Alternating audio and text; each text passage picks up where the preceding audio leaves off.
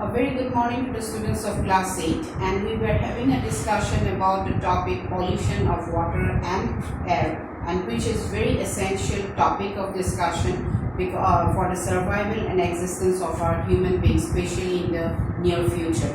So we had a discussion about the water pollutants and why we must be very concerned about stopping pollution of water and air. So that as we move ahead with the further discussion, we'd like to have a talk about what are the conservative method by which you can save water and also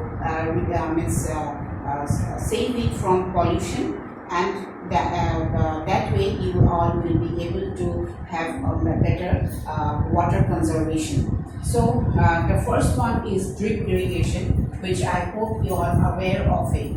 Drip irrigation, right? So that way you can save water also, and then like instead of irrigating the field in a very lavish manner, we can use the method of drip irrigation, where the water is being supplied to the plants in the fields through drops, drip by drip. So you know what is drip by drip? That means drop by drop, and that will also help in conserving the water instead of wasting it, right? So next one is recycling of water.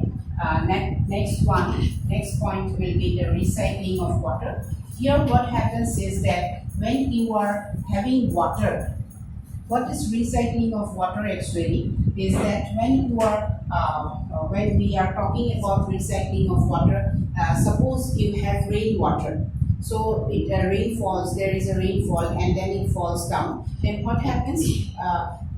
What we can do is that we can collect that rainwater and use it for different purpose. Now also suppose you are washing your clothes, and then the water which is left behind, you can use it for other purpose, like watering the plants. You can use it to clean your vehicles. So that way you are recycling. In fact, the rainwater harvesting, you all know, that means the rainwater is being collected and it is being used for some other purpose. It can be used for even swimming pools and all, because as I told you all before also, that rainwater is the most purest form of natural water. Of course, now because the pollution level has increased, that is why there are some different, there are dust particles which remains dust particles and impurities, and oxides of the different oxides also remain suspended in the atmosphere. When rain comes, it dissolves it and then it forms acid rain. So always the first and the second shower of rain should be discarded, and after that we can collect the rainwater, which is actually considered to be the most purest form of water, and it can be used as a distilled water as well. So next point of discussion is to control flood. Now, like you all know that that the rain comes all of a sudden. Nowadays, because the level of pollution it has increased, you can find that there is you have heard about the cloud bursting, right? So when cloud bursts, then there is heavy rainfall and then the flood comes. So, and moreover, like there are some places where there are heavy rainfall and it is affected by flood. So we should be concerned about controlling the flood by building some dams and reservoirs. The next point is we need to conserve soil conservation. So how do we conserve soil? That means here what happens is that soil is an important factor for our existence, because it provides us the base for food, because we get the food from soil, then we get even clothes from soil, then we also get water from soil, we build our homes over the soil. So that is why we should need to conserve soil, so that it does not, like sometimes you will find that if we dump some of the things without any reasoning, then what happens? It becomes difficult to conserve soil. So that is why soil conservation is an important factor. And then next is that treating sewage and factory waste. Factory waste.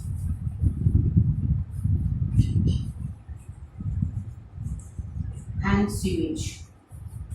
Here what happens is that when you are talking about factory waste, you know that there are lots of like when different products or materials are being prepared in the factories and industries, then what happens? It gives out waste and it acts as a sewage when it is being thrown out in the water bodies. So obviously when it is being thrown out in the water bodies, then what happens? The water gets polluted. So that way it affects the lives of the aquatic plants and animals, and in that way what is the problem is that that will actually hamper the growth of the survival of the aquatic plants and animals. Aquatic plants and animals means the plants and animals which lives in water.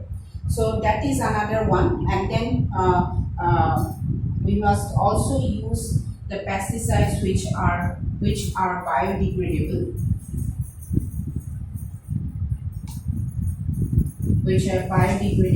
Right? And then biodegradable. I hope you know what is biodegradable. That means bio, that means degradable.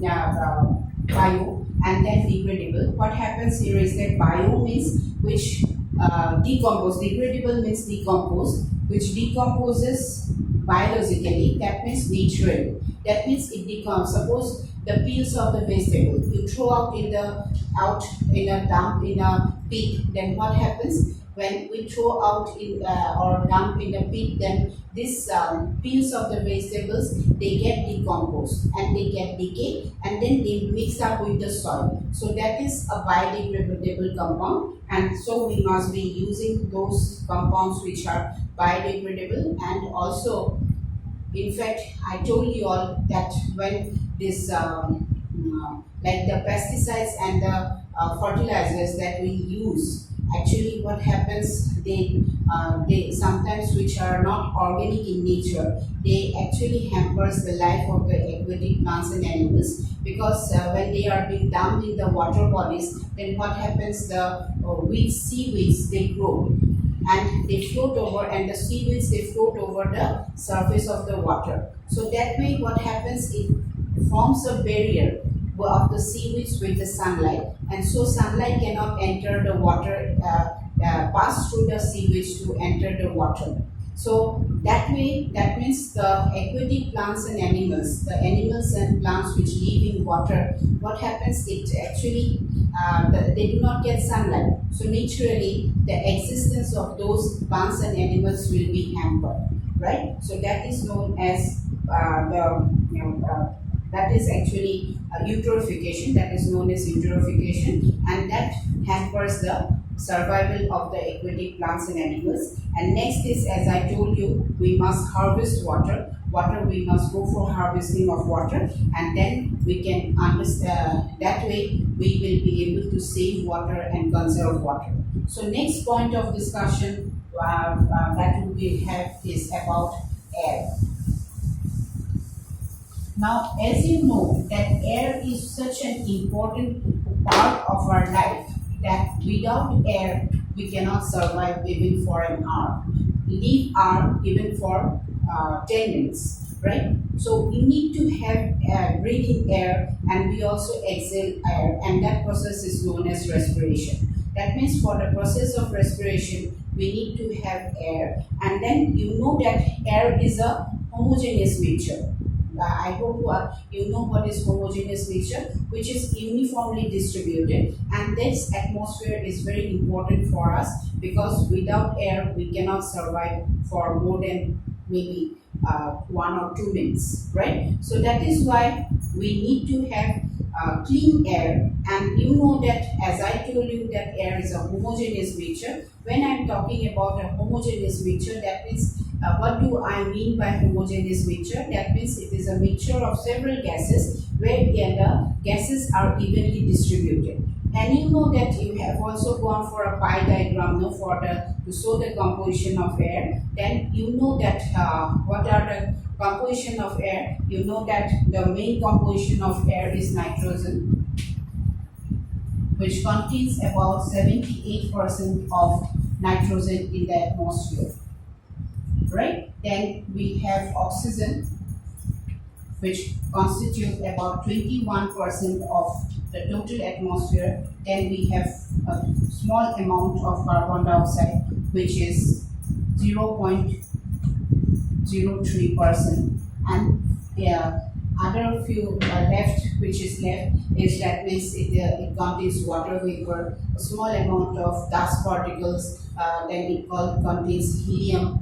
So it is a composition, that is, air is a composition of these different gases, and it makes up the whole atmosphere, and that is actually very essential for us. Now, when we are like talking about the pollutants, when we are talking about pollutants of the air, what are the pollutants of the air? Obviously, those substances which actually hampers the cleanliness or the the air particles are being like there are, when you are talking about atmosphere, that means there are lots of particulates, small impurities that is formed. So when the amount of impurities in the atmosphere goes up, then we say that the air is polluted. So another important point is that SPM. We have SPM.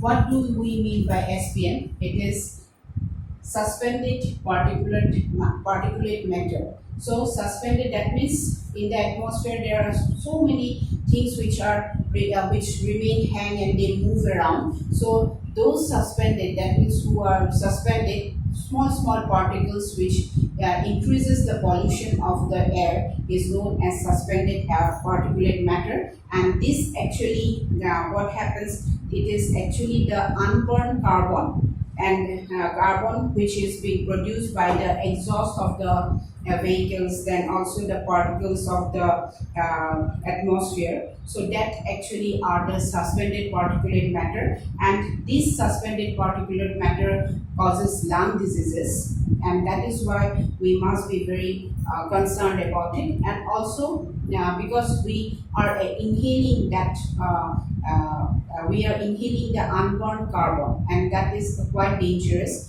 because it remains suspended in the atmosphere. And moreover, these also affect the process of photosynthesis. As you know that this process of photosynthesis, as you are aware of what is photosynthesis, because it helps them to prepare the food for the plants, and when it remains on the plants leaves of it get deposited on the leaves of the plant, it affects the process because the sunlight cannot pass through it. So we will have more discussion about it, about pollution of water and air. And water is finished, air. So we will have more discussion how carbon monoxide, and what is greenhouse effect, then how we can be what are greenhouse gases and how it can be prevented. So till that time, you have a good time ahead. Thank you very much.